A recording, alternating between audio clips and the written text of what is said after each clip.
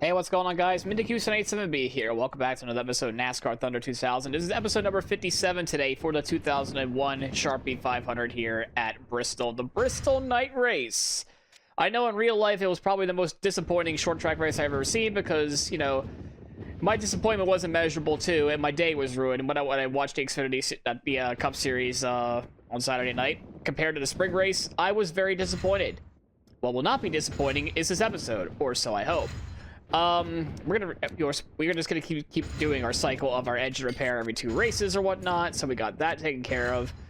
In terms of what we're gonna do here, though, in terms of our inventory, I would say that we are probably not gonna build another chassis for financial purposes at the moment. Instead, we're gonna overhaul one of these things. And that's pretty much about it. So we gotta build ourselves into yet another car. Selecting the engine, and of course selecting the chassis. We're gonna use this one that just came out of the office because of that 74 downforce. We kind of need that really for Bristol here. We're gonna accept the changes. And that's all she wrote there. We have 3 more races left within the engine power research department, so that's nice stuff there. In terms of the standings, though, we are now 17th in the standings. We're still quite a bit of ways ahead of 20th place in the standings, so we're all good, set and ready to go for that at least. So that's fine there. Jeff Burton still leads the points championships by 18 over Rusty Wallace. Tony Stewart is trying to catch back up, though. He's 98 back. He wants to try to go back-to-back championships in his career mode.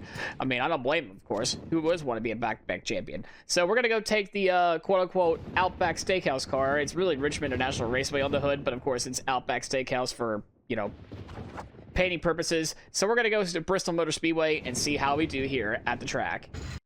Alrighty, Bristol night race time. I'm confident we can get the pole again, but not if I don't miss a corner like that, which I will say, thankfully, this car is a little bit better, but not in terms of qualifying pace, but I'm more worried about the race, of course. I mean, obviously, the strategy is the same as last time, where I just hold up everybody as we're in second.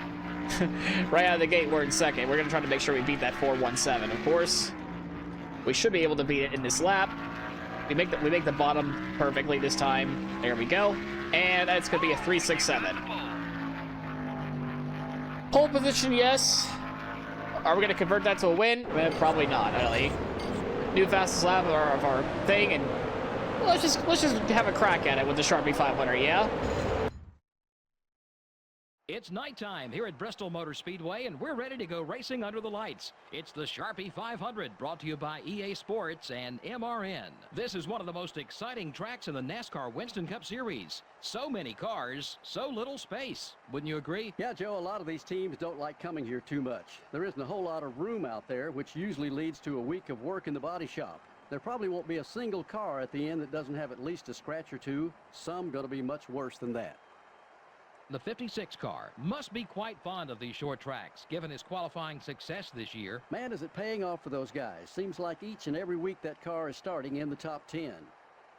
An impressive average finish record for Jeff Burton. Oh, yeah, to have an average finish in the top 10 for the season is mighty impressive. It can often be the difference that wins the championship. Jimmy Spencer is having some trouble in the points this year. And how frustrating that must be. You're working just as hard as everyone else, yet you just can't seem to finish well on race days to gain the valuable points you need. These guys need a good finish just to regain their confidence as a team. For the land of the free and the home of the brave. Gentlemen, start your engines.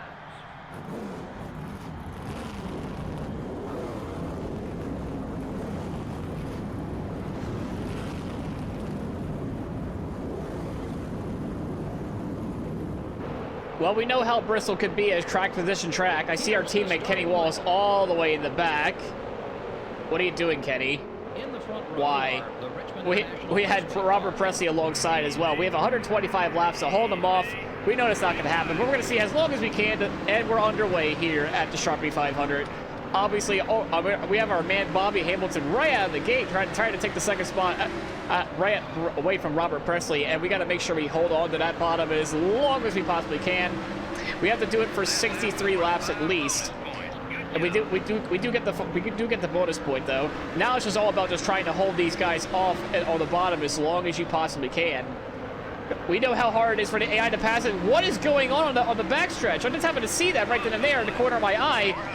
Like a blob of green, like hasn't even moved at all. Like somebody already made a mistake. I can already see people ready to lap them already. It's only lap 3. What the heck happened there? As there's carnage behind us. What is going on back there? Everyone's so antsy to get around one another. I don't blame them one bit, because Bristol can be a track position track sometimes. I mean, as you can tell here, I'm not giving anyone anything right here. Just wow, already like two instances have not even been caused by myself, and people are just wrecking right there behind me. Of course, I'm not going to be able to show it, unfortunately, like what the heck happened. But judging by the tire tracks, somebody must have got loose or something. Pressures didn't build up or something like that. I know it's, you know, probably not. It doesn't even exist around this point in time, but still, you know, it's kind of scary to think about, really. Like from the AI standpoint, they're already causing carnage behind me. Well, I hope it continues. I think it's safe to say that we're definitely not the fastest cars here, as we're just holding up a whole bunch of cars behind us. Once again, it's just all about being the Secretary of Defense. Once again, it's the sequel. It's the sequel this year at Bristol Motor Speedway. It's just try to hold on to this lead as long as we possibly can, especially since I can't even catch the guys that were wrecked earlier on lap 1 anymore. Oh well. Yeah, looking good. Says me holding up literally just being a thorn in the AI side, because they can't get around me on the bottom unless I leave it completely wide open. Unless I do that anyway. I mean, we should be fine from this lead on out. I mean, my goal is to lead basically half the race and try not to lose as many spots as we possibly can on the second half, because we already know the AI is so much quicker than us.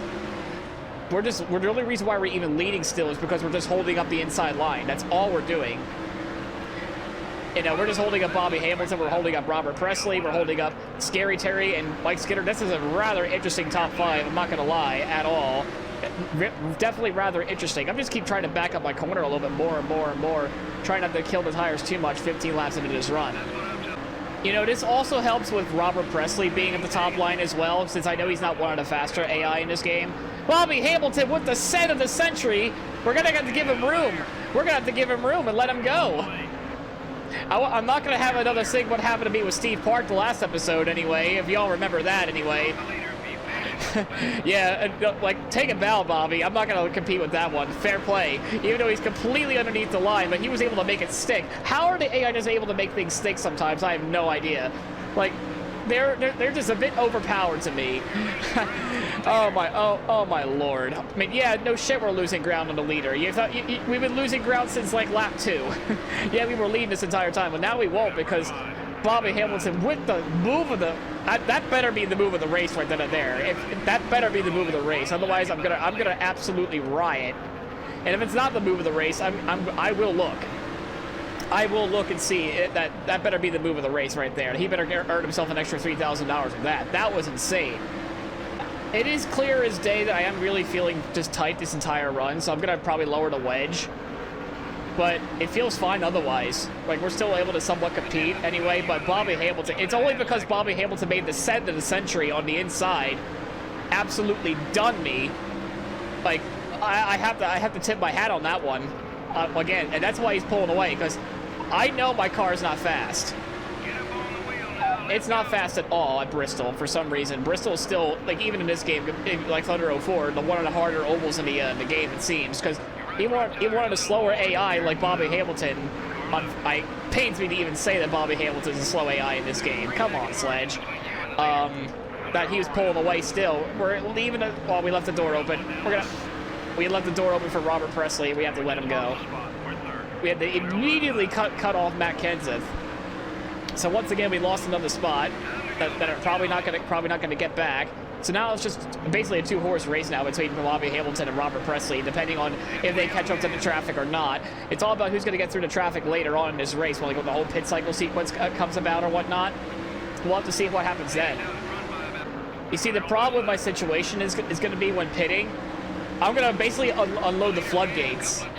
And now everyone's going to be flying like crazy until they all decide to come down pit road. So I don't even know when to come down pit road. That's the thing. I don't know when to come down pit road anymore. I could pit halfway, but, you know, if people were to come down early or whatnot, they're still going to...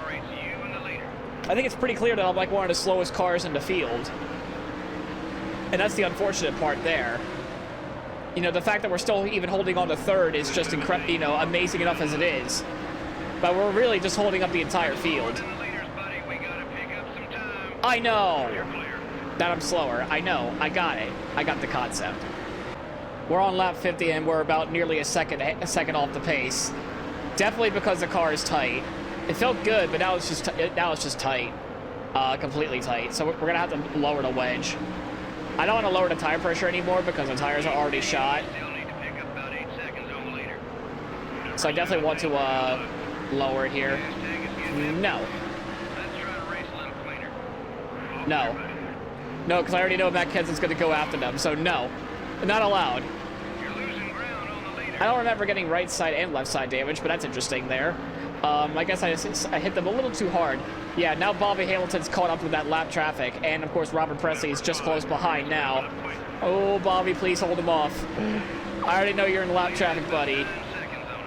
Yeah, 9-second gap, there's no chance. You know it's bad when you're 9 seconds behind Bobby Hamilton as we hit the apron and we got ourselves completely tight there. We need to come down pit road pretty much soon. But I don't want to be the first one to come down pit road, though. That's the thing. All right, I do see some folks that are actually in the pits now. We're going to have to wait like maybe another 10 laps or so to even think about coming on in, I think. Well, actually, no, our fuel's about to run out. We have about 3.0 left on fuel. We can actually hold off, well, not Dale Jarrett. Not even Rick Mass, I don't think either. Well, maybe a caution might come out at this point. Who knows? And we'll be like laps or whatever down if we do to come down pit road, so. No. All right, so we're going to run this out, essentially. Our fuel tank's about to be empty in about a few laps or so. All right, so there goes Kenseth. We're going to pass the page. We're going to try to hold up Labonte, but he's going to fly right past us on the outside. But no, we put him into the wall. My goodness, we should not have done that. That was a little bit reckless, thinking my car would stick. It did not. That was rather reckless there, especially now since we see some people coming on in. Yeah, I know, it's time to go. It's like we need to get on it. And tire-wise, well, we really can't go anywhere else. We're going to have to come on in essentially now.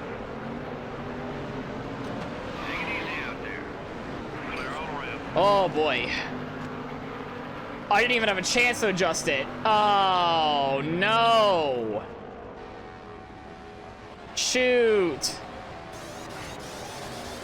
That's right. I should have paused the game and then make the adjustments.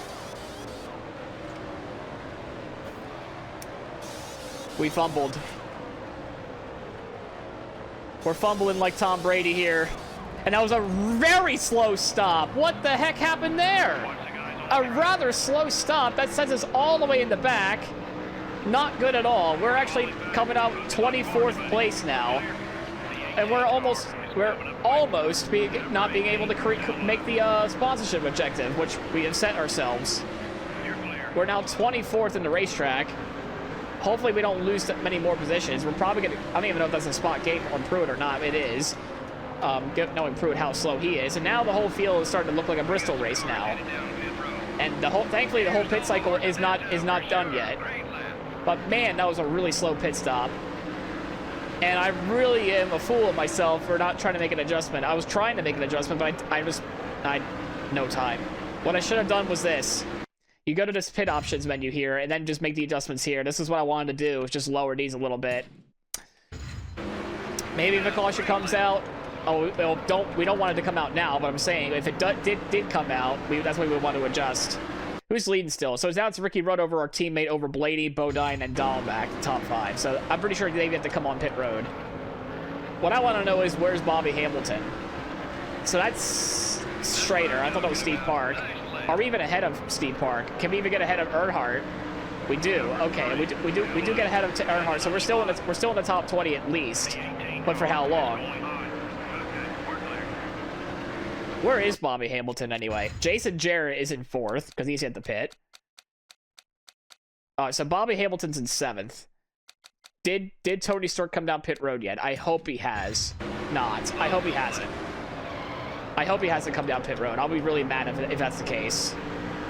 All right, so Wally's coming down pit road. Unfortunately, we've even lost time to we're in the top 15. So thankfully, we're gonna be like maybe I think 14th when this whole cycle is done, or 13th maybe because Jason Jarrett should also be coming in pretty soon as well. So thankfully for that, we should be in P30. Oh boy, oh, nope, don't let.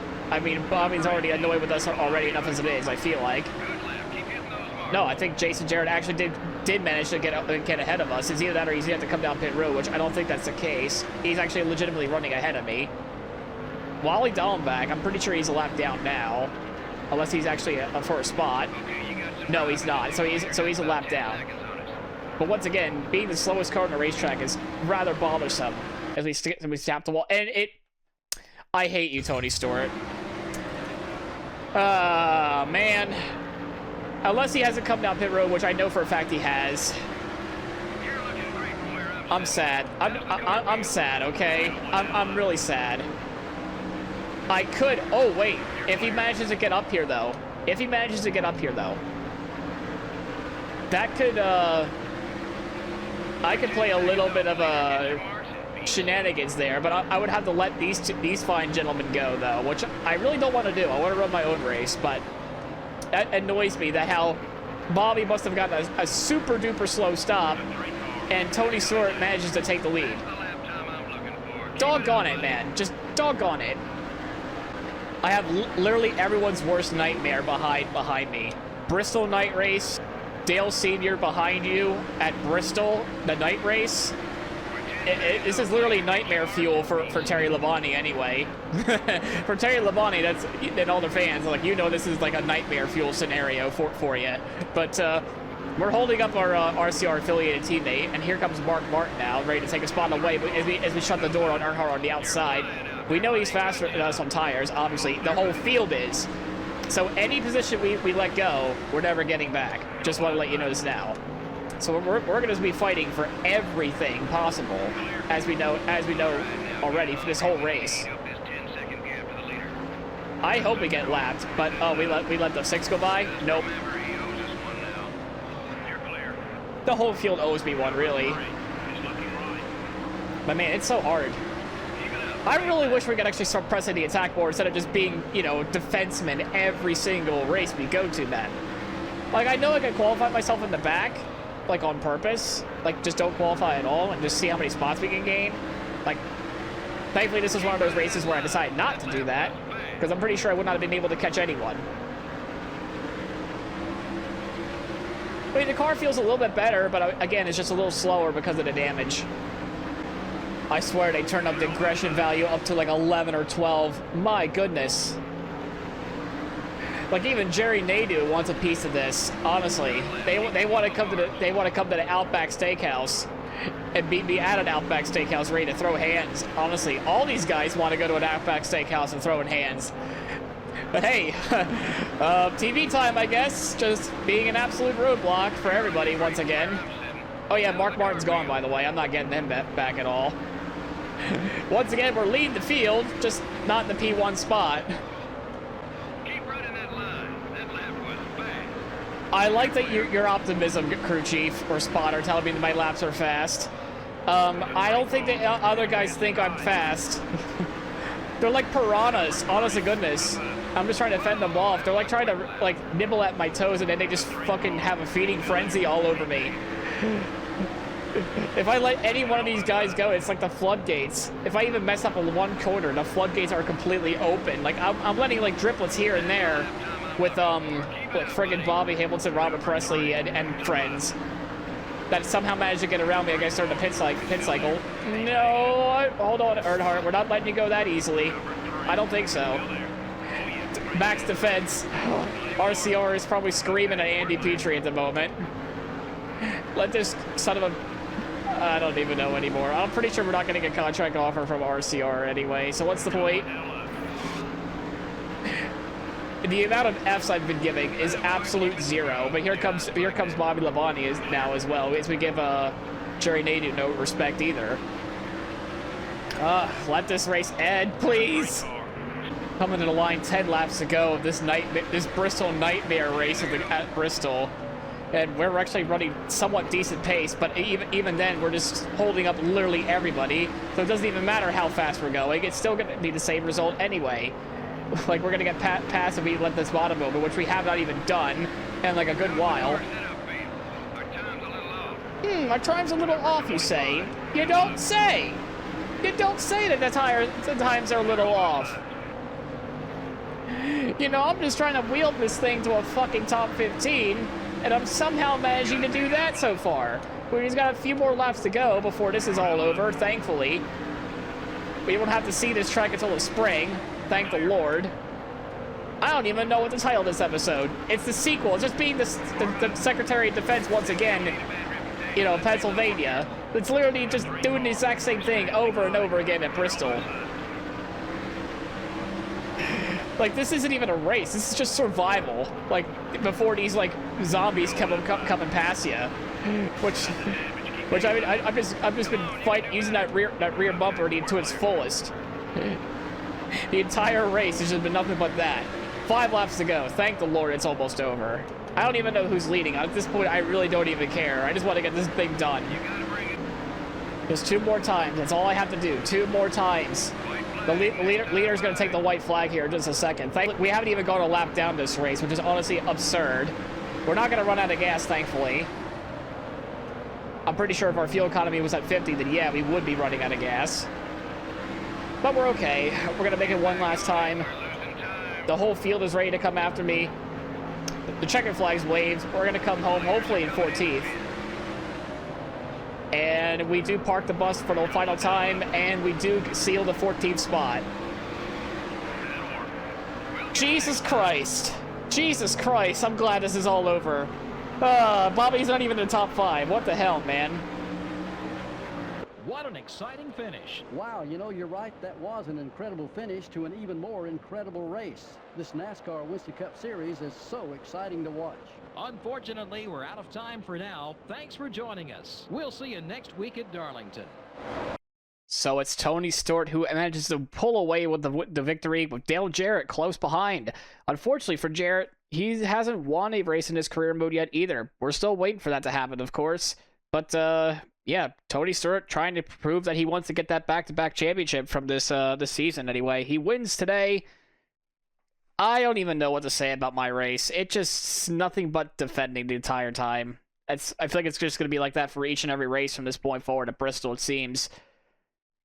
Same car, I guess, different car, except same result, it seems. I don't even know. I can't even figure out what words are anymore. But, yeah, definitely making his case, Tony Stewart is, in his championship bid. So we'll see what the next few races bring.